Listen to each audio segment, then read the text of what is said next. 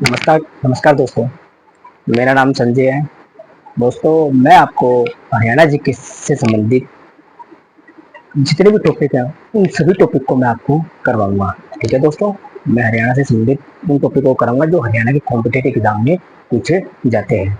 तो दोस्तों, हम देखेंगे सबसे सबसे पहले टॉपिक हिंदी। ठीक है दोस्तों, सबसे पहले टॉपिक देखेंगे हिंदी। हिंदी में किन हिंदी का लगभग कितना प्रतिशत वेटेज है हरियाणा के कॉम्पिटेटिव एग्जाम में। अलग अलग कॉम्पिटेटिव एग्जाम में अलग अलग वेटेज पूछा जाता है दोस्तों। तो हम देखेंगे हरियाणा डी ग्रुप का जो एग्जाम है ना, सिटी का और डी ग्रुप का एग्जाम, उसमें लगभग उससे संबंधित टॉपिकों को हम कवर करेंगे हिंदी भाषा से संबंधित। तो उसमें लगभग वेटेज कितना प्रतिशत है? 10% का वेटेज होता है दोस्तों।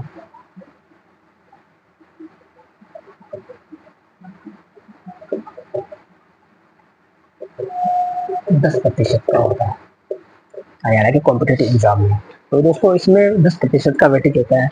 और मैं आपको इस बात की भी थोड़ा विश्वास दिलाता हूँ कि जो हिंदी भाषा है दोस्तों, ये मैं आपको इस लेवल तक की इसमें इस इन क्लासों के अंदर मैं इस लेवल तक की आपको बता दूंगा कि भाई हरियाणा के जितने भी जो एग्जाम है, एसएससी हो या सीटी हो या हरियाणा का पब्लिक सर्विस कमीशन का जो एग्जाम हो, उनमें जो हिंदी भाषा से संबंधित जो भी क्वेश्चंस बनते हैं वो मैं आपको इन क्लासों में करवा दूंगा दोस्तों। मैं आपको पूरा एक्स ए से लेकर जेड तक हरियाणा जो हिंदी भाषा के जो संबंधित टॉपिक है उन सभी को थोड़ा करके मैं करवा दूंगा दोस्तों। ठीक है दोस्तों, मैं और एक बात और दोस्तों, जो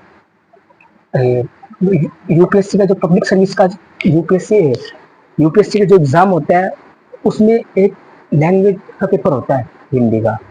भाई, उससे भी संबंधित थोड़ा थोड़ा मैं आपको इसमें कवर करवा दूंगा और क्वेश्चंस भी आपको मैं इसमें करवाऊंगा दोस्तों। और आरपीसी का जो एग्जाम होता है, राजस्थान पब्लिक सर्विस का एग्जाम, उसमें भी हिंदी भाषा से संबंधित क्वेश्चन पूछे जाते हैं, उसका भी मैं आपको इसमें करवा दूंगा दोस्तों। और Uttar Pradesh public service commission में भी हिंदी भाषा का वेटेज होता है, तो इससे संबंधित क्वेश्चन पूछे जाते हैं। मैं हमारी इन क्लासों में हम वो भी कवर कर लेंगे दोस्तों। ठीक है दोस्तों, तो हम शुरू करते हैं हमारा आज का विषय हिंदी भाषा। ठीक है दोस्तों, देखते हैं हिंदी भाषा। पहले तो हमें ये जानना जरूरी है कि भाई हरियाणा के अंदर, हरियाणा में हरियाणा में हिंदी भाषा क्यों पढ़ाई जाती है। यहाँ तो लगभग हरियाणी भाषा बोली जाती है। सोचो, दिमाग लगाओ, क्यों हमें पढ़ना, क्यों हमें जब समझना जरूरी है हरियाणा के एग्जामों में। तो दोस्तों, पहला हम इसका देखते हैं दोस्तों, हम पहले देखते इसके कई कारण है दोस्तों। हिंदी भाषा को हरियाणा जीके में पढ़ना, इसके कई महत्वपूर्ण कारण हैं। पहले तो हम देखेंगे राजकीय भाषा अधिनियम 1969। ठीक है दोस्तों, इसके बारे में हम देखेंगे। तो दोस्तों, हम देखते हैं इसके बारे में। दोस्तों, एक बात और मैं आपको ये बताना चाहता हूँ कि मैं जितने भी आपको ये टॉपिक कराऊंगा ना, मैं आपको जितने भी हरियाणा हिंदी भाषा के जो टॉपिक कराऊंगा दोस्तों, वो सीक्वेंस में कराऊंगा भाई, कहाँ से क्या क्या चीज निकल के आई। ठीक है दोस्तों, एक सिस्टमेटिक तरीके से क्लास चलेगी हमारी। ठीक है दोस्तों, इसके दोस्तों मैंने प्रॉपर नोट्स बना रखे हैं, क्योंकि मैं खुद भी एग्जाम की तैयारी करता हूँ। तो इसलिए मैं आपको ना दोस्तों, मैं मैं खुद भी एग्जाम की तैयारी करता हूँ, तो मैं इसके सिस्टमेटिक तरीके से नोट्स बना रखे हैं। मैं उन नोट्स के माध्यम से आपको करवाऊंगा। तो दोस्तों, मैं आपको जैसे न्यूज पेपर हो गया, करंट अफेयर हो गया, उससे संबंधित भी मैं क्लासे लेके आता रहूंगा। ठीक है दोस्तों, हम देखते हैं। और हिंदी भाषा में कोई जो बदलाव होते रहते हैं दोस्तों, मैं उसके बारे में आपके बारे में क्लास बताता रहूंगा। ठीक है दोस्तों, तो हम देखते हैं राजकीय भाषा अधिनियम। तो देखते हैं दोस्तों, राजकीय भाषा अधिनियम 1969। ठीक है दोस्तों, के तहत देखा जाए तो हिंदी हरियाणा की पहली आधिकारिक भाषा है। देखो दोस्तों, क्या है, राजकीय भाषा अधिनियम 1969 के तहत कहा जा रहा है इसमें कि जो हिंदी भाषा है ना, वो हरियाणा की पहली आधिकारिक आधिकारिक भाषा है। इसलिए हिंदी को हरियाणा के जीके में समझना जरूरी है। ठीक है दोस्तों, राजकीय भाषा अधिनियम 1969 हिंदी क्या है, हरियाणा की पहली आधिकारिक भाषा है। और दूसरा, राज्य के अधिकांश राज्य के अधिकांश जिलों में प्रशासनिक तथा सरकारी कामकाज वो हिंदी भाषा में होते हैं। इसीलिए इसीलिए हरियाणा जीके में, हरियाणा के कॉम्पिटिटिव एग्जाम में जितने भी सरकारी एग्जाम होते हैं उनमें हरियाणा जीके पढ़ना अनिवार्य है, क्योंकि आधिकारिक भाषा है और जितने और प्रशासनिक तथा कानूनी कार्रवाई होती है वो हरियाणा के प्रशासनिक कार्रवाई होती है वो हिंदी भाषा में होती है। ठीक है दोस्तों, ठीक है, सरकारी कामकाज। दूसरा देखते हैं दोस्तों, भाषाई आधार पर हरियाणा का गठन। देखो, हरियाणा जब 1966 में बना था तो उससे पहले ये पंजाब का हिस्सा हुआ करता था। पंजाब में पंजाब पंजाब से पंजाब से इसका अलग होने का मुख्य कारण भी एक यही था। क्यों? क्योंकि हरियाणा के जो आज जो जिले हैं पंजाब, उस समय जब पंजाब का हिस्सा हुआ करता था उस समय पंजाब के कई हिस्सों में हरियाणा तथा हिंदी भाषा बोली जाती थी। तो उन लोगों ने हरियाणा की मांग की कि भाई हमें एक अलग राज्य चाहिए भाषा के आधार पर। तो भाषा के आधार पर जब इसका गठन किया गया तो एक मुख्य कारण क्या था? हिंदी भाषा। ठीक है दोस्तों, और भी कई कारण थे, जब हम इसके आगे पढ़ेंगे ना भाई इसका गठन क्यों हुआ, कैसे हुआ, तो जब हरियाणा का जो ऐतिहासिक परिप्रेक्ष्य पढ़ेंगे तब हम इसमें डिस्कस कर लेंगे दोस्तों। ठीक है, हमें अब केवल इतना ही जानना है कि भाषा के आधार पर हरियाणा का गठन हुआ था। वो कौन सी भाषा थी? हिंदी भाषा। ठीक है दोस्तों, देखते हैं हरियाणा में इसकी कई बोलियां बोली जाती है। हिंदी भाषा की कई उपबोलियां हिंदी भाषा की कई उपबोलियां किसमें बोली जाती है? हरियाणा में हिंदी भाषा की कई उपबोलियां बोली जाती है। ठीक है दोस्तों, ठीक है। और जो न्यायिक प्रक्रिया होती है, सरकार ने ऐसे कई नियम कानून कायदे बना रखे हैं अदालतों से संबंधित कि भाई जो कानून प्रक्रिया है आम लोगों को भी समझ में आए, तो उससे संबंधित कानून बना रखे हैं ताकि हिंदी भाषा है लोग आसानी से समझ सके। तो तुम देखते हो, देखो उत्तर प्रदेश, राजस्थान, मध्य प्रदेश, हरियाणा, तो इन राज्यों के अंदर हिंदी भाषा बोली जाती है। और न्यायिक प्रक्रिया को समझने के लिए, क्योंकि न्यायिक प्रक्रिया को समझने के लिए तो सरकार ने कानून बना रखे कि भी न्यायिक प्रक्रिया को लोग, जो हिंदी भाषी लोग हैं वो आराम से समझ सके। इसीलिए इसका महत्वपूर्ण रोल है। इसीलिए हिंदी भाषा को हरियाणा जीके में पढ़ाया जाता है। ठीक है दोस्तों, समझा जाता है। सरकार ने निचली अदालतों में भी हिंदी के उपयोग को अनिवार्य करने के लिए नियम बनाए ताकि आम नागरिक अपनी भाषा में न्याय बनाए, ताकि नागरिक अपनी भाषा में न्याय प्रक्रिया को समझ सके। ठीक है दोस्तों, हम देखते हैं दूसरी क्या तीसरा क्या है दोस्तों? शिक्षा नीति। हरियाणा की जो शिक्षा नीति है 2020, उसमें भी 3 भाषा फार्मूला लागू किया गया है। न्यायिक जो हरियाणा की जो शिक्षा नीति है उसमें क्या किया गया? 3 भाषा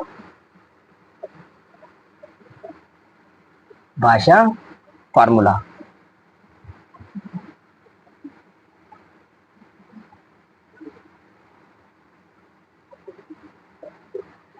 तीन भाषा फॉर्मूला लागू किया गया है, जिसमें हिंदी छात्रों को राष्ट्रीय एकता और अपनी संस्कृति से जोड़ने का एक माध्यम बनाया है। ठीक है दोस्तों,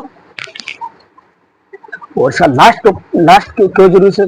सांस्कृतिक पहचान के लिए।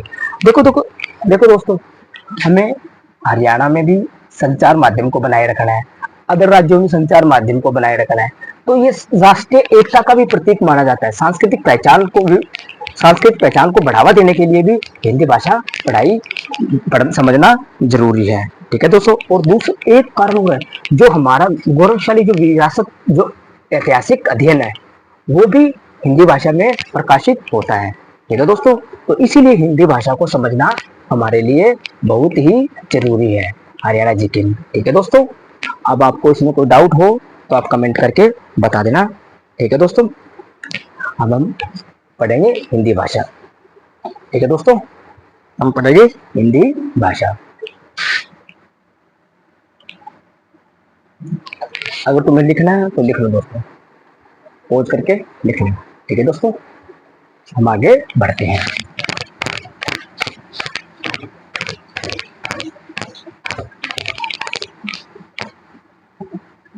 देखो दोस्तों, थोड़ी सुविधा का अभाव है, लेकिन मैं तुम्हें विश्वास दिलाता हूँ, मैं आपको एक एक टॉपिक बड़ी डिटेल में और अच्छे तरीके से समझाऊंगा, ताकि तुम्हें एग्जाम में कोई दिक्कत ना हो। ठीक है दोस्तों, तो हम देखते हैं हिंदी भाषा। अब देखते हैं हिंदी भाषा। हिंदी भाषा, सबसे पहले हमें ये जानना जरूरी है कि भाई भाषा,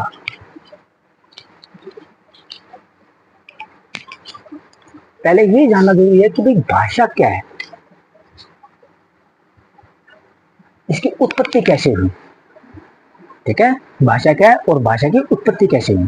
तो देखते हैं दोस्तों, जो भाषा शब्द है ना, भाषा शब्द है, इसकी उत्पत्ति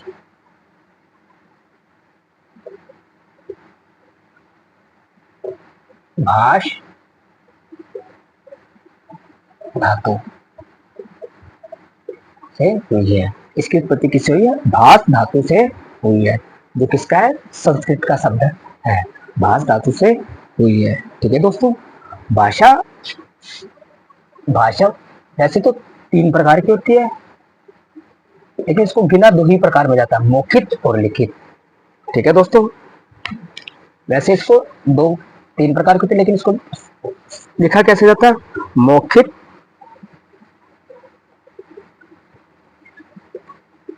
और लिखित। लिखित, ठीक है दोस्तों। ठीक है, अब हम, हमें पता लग गया भाषा। ठीक है दोस्तों, अब हम देखते हैं भाषा, थोड़ा इसका थोड़ा वैश्विक स्तर पर भी इसको बारे में थोड़ा सा जान लेते हैं। ठीक है दोस्तों, विश्व में लगभग 3000 भाषा बोली जाती है। विश्व में लगभग 3000 भाषा बोली जाती है। ठीक है दोस्तों, विश्व में लगभग 3000 भाषा बोली जाती है। इन भाषाओं को लगभग 13 भागों में विभाजित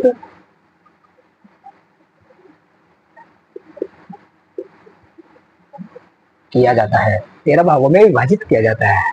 ठीक है दोस्तों, 13 भागों में कौन कौन से भागों में विभाजित किया जाता है? 13 भागों में कौन कौन सी भाग है इनके, देखते हैं दोस्तों। 13 भागों में भारत यूरोपीय,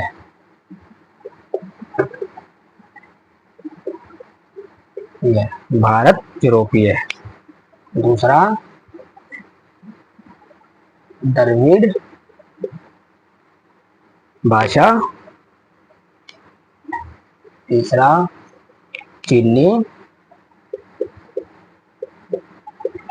तिब्बती,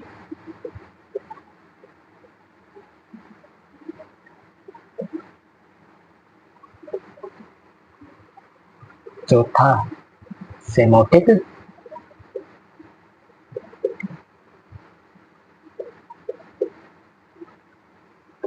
ठीक है दोस्तों। पांचवा हेमेटिक,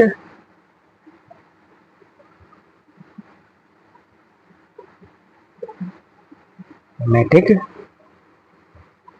छठा आग्नेय,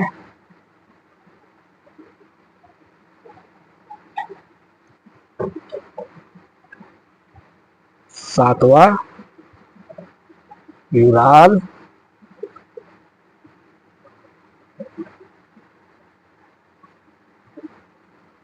अल्टाइक।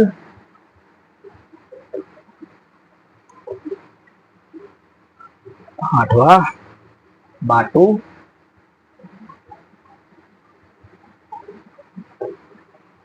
नौवा अमेरिकी रेड इंडियन,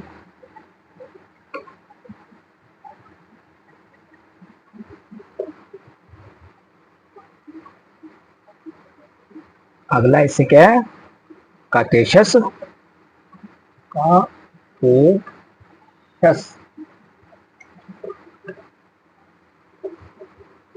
11वां सुडानी,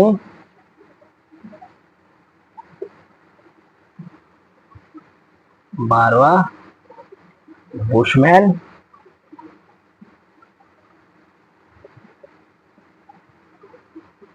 13वां ट्रिक।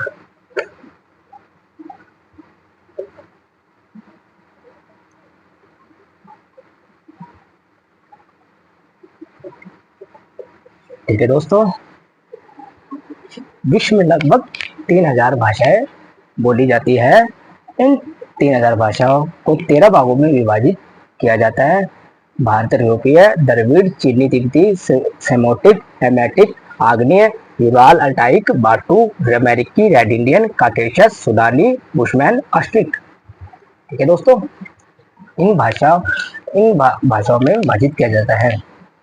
तो दोस्तों हमें ये देखना है कि भाई इन 13 भाषाओं को भी चार भाषा, जो वैज्ञानिक थे उन्होंने इतनी भाषाओं को भी 4 भाषा परिवार में विभाजित किया। इसको कितने 4 भाषा परिवार में विभाजित किया? 4 भाषा परिवार में, 4 भाषा परिवार में। ठीक है, वो कौन कौन सी थी?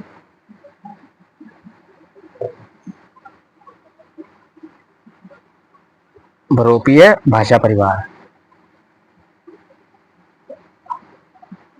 बहुरूपीय भाषा परिवार।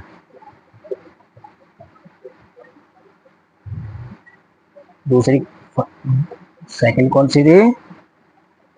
द्रविड़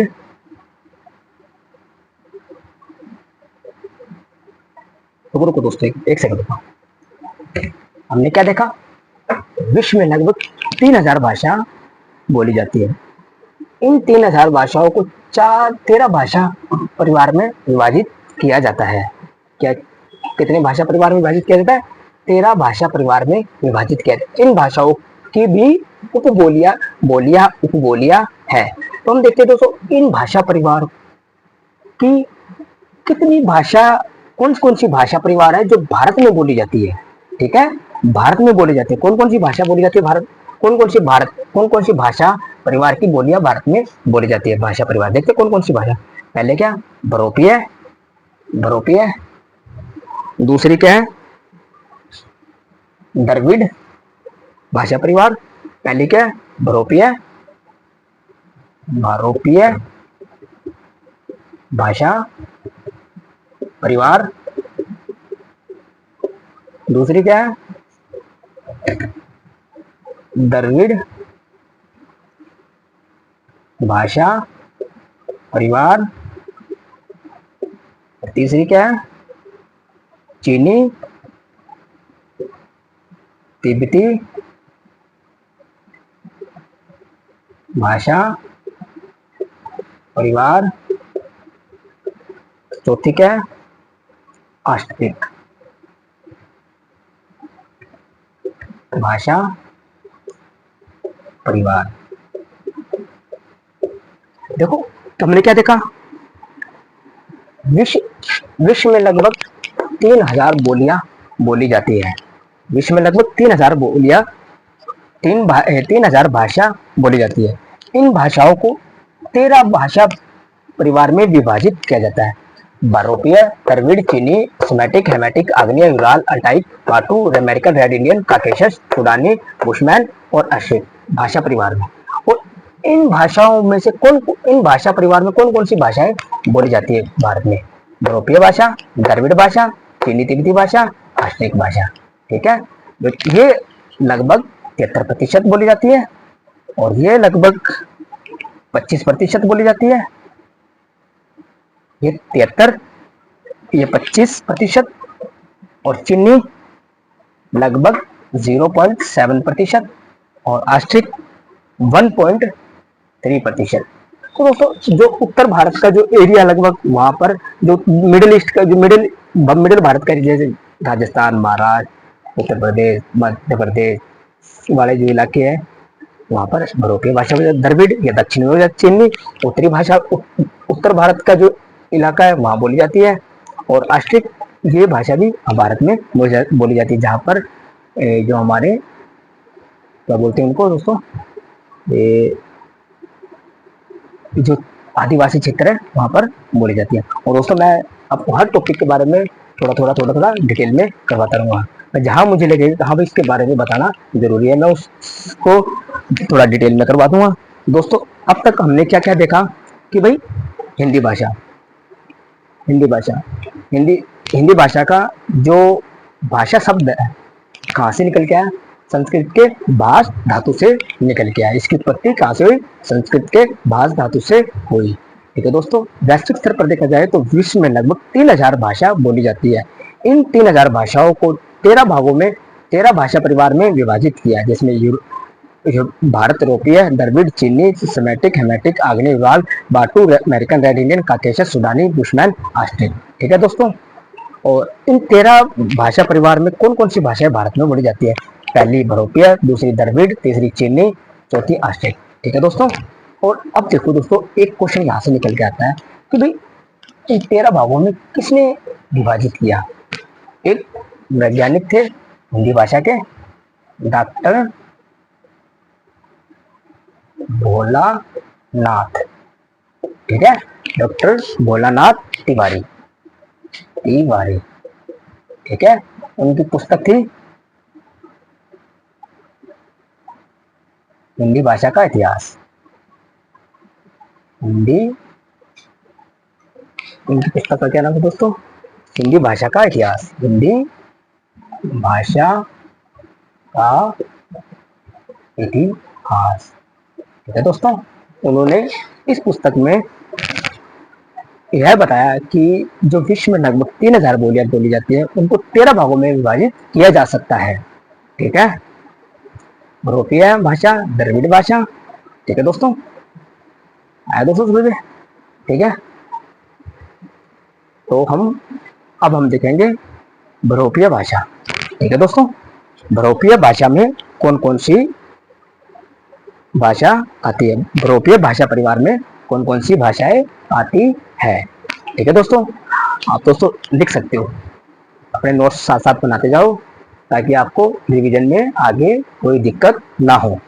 ठीक है दोस्तों,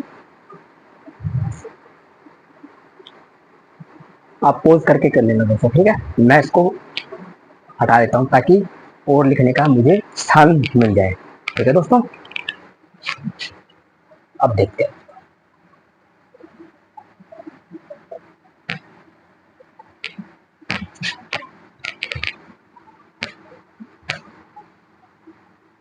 अब देखते हैं दोस्तों बरोपिय भाषा परिवार। क्या देखेंगे दोस्तों? बरोपिय भाषा परिवार। अब देखते हैं। ठीक है, जो भारत में बोली, जो हरियाणा में बोली जाती है, जो भारत में बोली जाती है, देखते हैं दोस्तों, ये लगभग 73% इसकी भाषाएं बोली जाती है। तो इस भाषा परिवार की कौन कौन सी भाषा है जो इसमें शामिल की जाती है? ठीक है दोस्तों, तो हम देखते हैं। सबसे पहले हिंदी।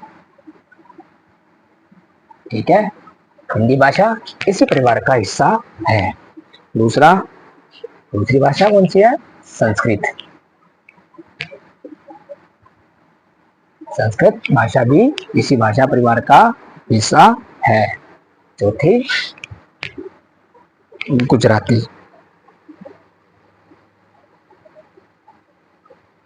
ठीक है, गुजराती भी इसी भाषा परिवार का हिस्सा है। मराठी।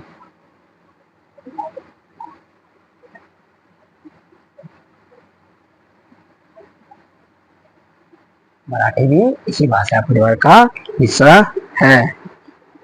पंजाबी,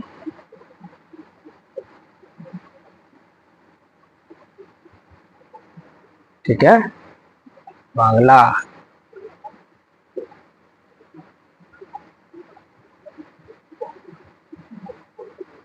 अंग्रेजी,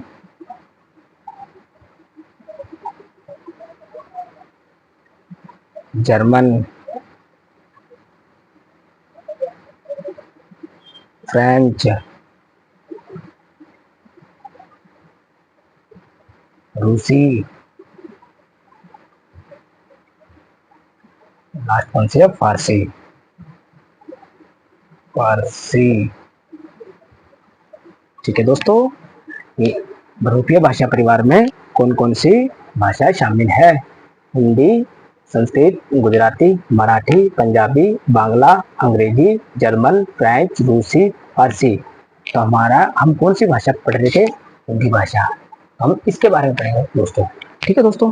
कुछ एक द्रविड़ भाषा भी लगभग भारत में, द्रविड़ भाषा परिवार का भी लगभग भारत में 25% हिस्सा बोली, 25% हिस्से पे बोली जाती है। द्रविड़ भाषा परिवार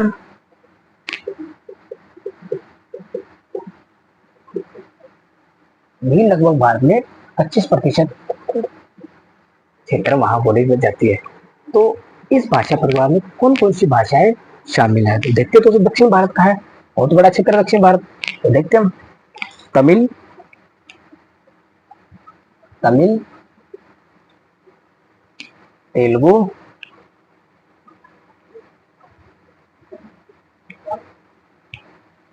तेलुगु जो आंध्र प्रदेश वाला क्षेत्र वहां बोली जाती है।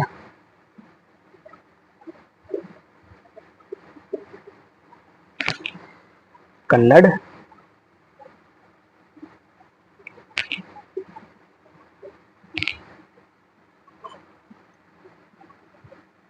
वहां क्षेत्र वहां बोली जाती है। मलयालम,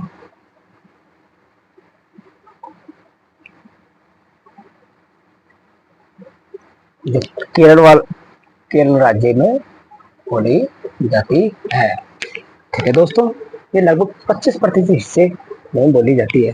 जैसे देखो दोस्तों, हम एक थोड़ा सा ही कैसे इस भाषा परिवार का हिस्सा मानते हैं। देखो, तमिल में कुछ तेलुगु शब्द भी लिए गए हैं, कन्नड़ भी लिए गए हैं। तो इसीलिए इन सभी द्रविड़ भाषा में साहित्य लिखे जाते थे तमिल में। तो ये इसी परिवार का हिस्सा इसको माना जाता है। इसी के आधार पर इसको इस भाषा परिवार में शामिल किया गया है। जैसे बहुरूपीय भाषा, संस्कृत, हिंदी, गुजराती, मराठी, बांग्ला, अंग्रेजी, जर्मन, फ्रेंच, रूसी, ठीक है दोस्तों, ये इस भाषा का दोबारा। अब हमारा टॉपिक कौन सा है? अब हमारा तो हम क्या पढ़ रहे हैं? हिंदी भाषा, ठीक है दोस्तों।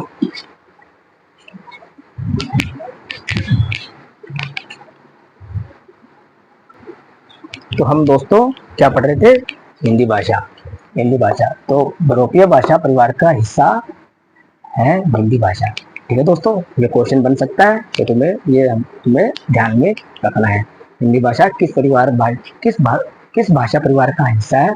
बहुरूपीय भाषा परिवार का हिस्सा है, ठीक है। तो हम टॉपिक भी यही पढ़ रहे हैं, हिंदी भाषा, ठीक है दोस्तों। तो हम पढ़ेंगे हिंदी भाषा। अब हम हिंदी भाषा के थोड़े सा डिटेल में जाने की कोशिश करते हैं, ठीक है दोस्तों। मैं इसको मिटा रहा हूँ दोस्तों, ठीक है।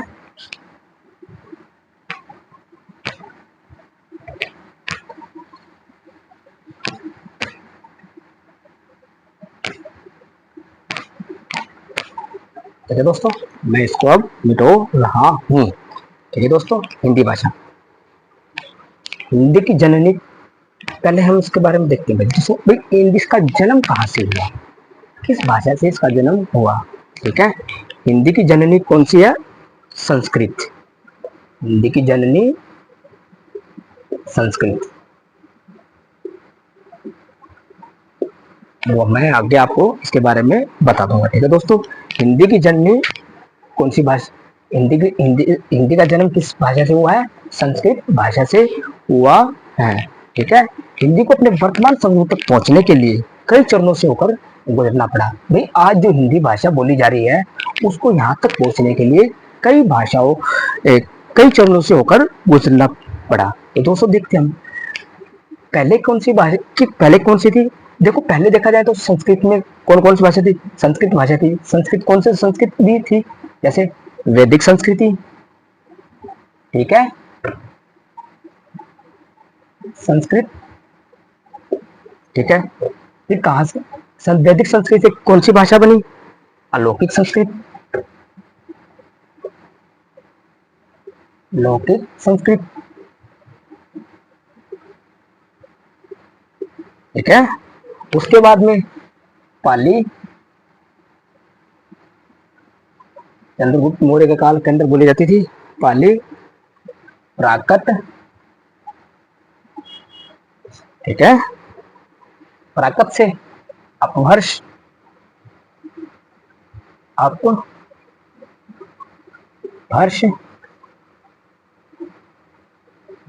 ठीक है। उसके बाद में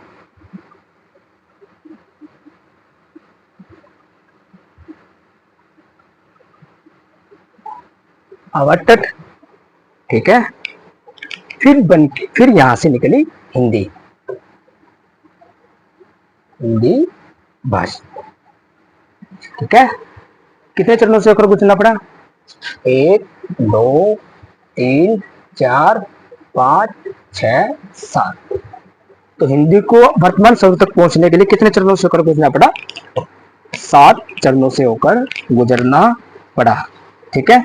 और दोस्तों अपभ्रंश में मैं आपको कुछ आगे इसके बारे में बताऊंगा। इससे और भी भाषाओं का जो भारत की आधुनिक भाषा है उनका विकास हुआ है, मैं आपको इसमें आगे बताऊंगा, ठीक है दोस्तों। तो पहले हम देखते हैं हिंदी के बारे में पढ़ते हैं, ठीक है दोस्तों।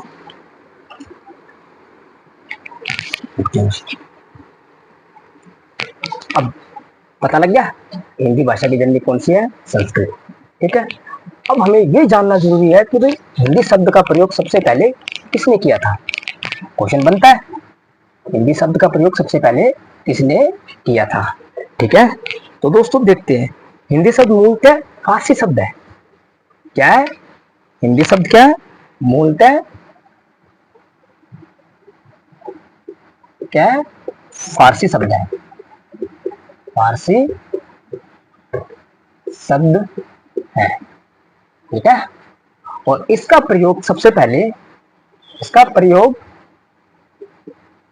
पहले मुसलमानों ने किया।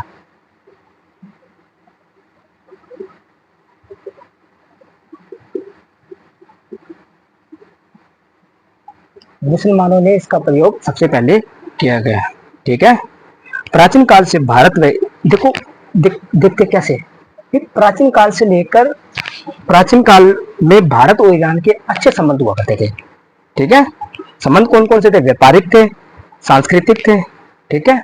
और ईरानी जो सिंधु नदी का जो क्षेत्र था ना उसको हिंदू कहते थे, सिंधु नदी के जो क्षेत्र था उसको हिंदू कहते थे। और हिंदू से हिंद बना, फिर हिंदी में फारसी शब्द के संबंध का जो कारक प्रत्यय ई है लगने लगा जिससे हिंदी शब्द बना, ठीक है दोस्तों। देखो क्या कह रहा है, देखो प्राचीन काल से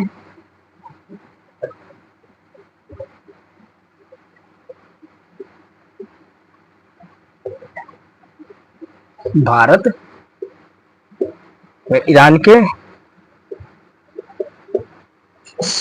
संबंध थे, ईरान के संबंध थे। कौन कौन से थे, व्यापारिक, सांस्कृतिक, ठीक है, जिससे भारत में उनका आना जाना हुआ करता था। भारत के लोग भी वहां जाकर मसाले बेचा करते थे और वहां के लोग भी भारत में आया करते थे खरीद फरोख्त के लिए, ठीक है दोस्तों, वस्तु का क्रय विक्रय करने के लिए, ठीक है। और वहां देखते हो आजकल की जो आर्ट है भारत में जो आर्किटेक्चर बनी है, मुगल काल की देख लियो या आप सल्तनत काल की देख लियो, तो उनमें कहीं ना कहीं ईरान की जो ईरान का जो सांस्कृतिक महत्व वो दर्शक दिखाता है, ठीक है दोस्तों। ताजमहल देख लो, ठीक है, जो बुद्ध की मूर्तियां है उसमें देख लो, तो ईरान का संबंध हमारी मूर्तियों पर, कई प्रकार की हमारे सांस्कृतिक धरोहरों पर भी पड़ा है। तो दोस्तों इस कार देखा जाए तो हमारा उनसे व्यापारिक तथा सांस्कृतिक संबंध काफी बेहतर था पंजाब का। अब जो ईरानी जो लोग थे ना, वो जो सिंधु नदी के जो सिंधु नदी के उस पार वाला क्षेत्र, सिंधु नदी के इस पार वाले क्षेत्र में कि जो एरिया था उसको क्या कहते थे, सिंधु हिंदू, सिंधु को वो हिंदू के नाम से कहते थे, सिंधु को क्या कहते थे, हिंदू। ठीक है, और हिंदू से बना हिंदी, हिंद। क्या हुआ देखो, सिंधु कहते थे, ठीक है, सिंधु कहते थे, ठीक है, किसको कहते थे, सिंधु को वह हिंदू कहते थे, सिंधु को क्या कहते थे, हिंदू कहते थे, और हिंदू से बना, हिंदू से बना हिंद, ठीक है, हिंदू से बना हिंद, ठीक है। और फारसी भाषा के शब्द कारक प्रत्यय, फारसी भाषा का जो कारक होता है ना प्रत्यय, उसमें एक ई है, ई शब्द, वो इसके साथ जुड़ गया, प्रत्यय इसके साथ जुड़ गया, ई जुड़ गया, ठीक है, जिससे बना हिंदी, जिससे बना हिंदी। ठीक है दोस्तों, हिंदी शब्द कैसे बना हमें इस बारे में भी पता लग गया। सबसे पहले हिंदी शब्द एक फारसी शब्द है, ठीक है, इसका प्रयोग सर्वप्रथम मुसलमानों ने किया, ठीक है, और हिंदी शब्द कैसे बना हमने इसके बारे में भी जान लिया, ठीक है। हिंदी भाषा किस भाषा परिवार का हिस्सा है, यूरोपीय भाषा परिवार का हिस्सा है, ठीक है दोस्तों। अब हम आगे बढ़ते हैं, हिंदी भाषा, अभी हम क्या कर रहे हैं, हिंदी शब्द, आप देखेंगे हम हिंदी भाषा, हिंदी भाषा, ठीक है दोस्तों, अब देखेंगे हम